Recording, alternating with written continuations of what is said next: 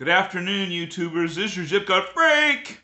Matt Shiny here in the 92805 zip code on this Sunday, April 26th at the ZCF Studios in Southern California. And the zip code for this segment is still in the state of Maine, 04556, Edgecomb, Maine. Edgecomb, Edgecomb. In Lincoln County, we're back more in the southern, southwestern part of Maine. And Maine has a couple 100-mile long coast, and this is the only town that's pretty much right on it that we're going to be talking about in this state. It's essentially the city limits go right down to the ocean. It's on the Sheepscot River, which empties into the Atlantic Ocean. It was founded in 1774, named after Earl of Mount Edgecomb, who was a supporter of the colonists in that day, and this is an English earl, so think about it. Very nice, very cool. A fitting tribute to this man. It comprises 18.1 square miles. That is, the zip code area does. Edgecomb might be a little bit smaller, but essentially the area lends its name to the whole area under mail delivery. 1,251 people as of the estimate for this year, 96.6% of whom are white, 2.7% of whom are two or more races, and 0.6 Hispanic, which means that there are 8 people in the area that are Hispanic.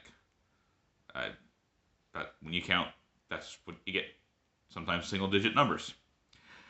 Out of the 418 demographic zip codes here in the state, it's at 240th, so not the most populated place again. It is considered a rural, historic, quietly charming coastal town, per what between AI and the town boosters have told me. And Fort Edgecomb, which was one of the early buildings here, is a Maine State Historical Site, put up in 1808. There have been a lot of industry cycling through here over the centuries.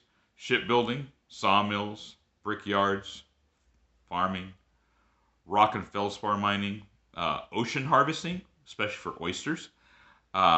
They still have the oyster business or two here as a result of their harvests, and they also have the Blanchard Creamery. Supposedly some legendary ice cream and such are made here. I was thinking maybe they could go into oyster ice cream. It's a thought. Any locals that have combined the two or think they should be combined, let me know in the comments. There's also pottery going on here. Edgecomb Potters and Sheepscot River Pottery are at least 2 of the pottery shops I believe they make as well as sell here. It's for the tourism industry, which is now the main thing going on in this town. Also, retirees make this their home too. And it's 28.5 miles south of Augusta, so it's not that far off the beaten path. And as I said, the Maine coast is a draw for a lot of people that come to the state, and so this town gets to be often on the circuits of people doing their travels up the coast.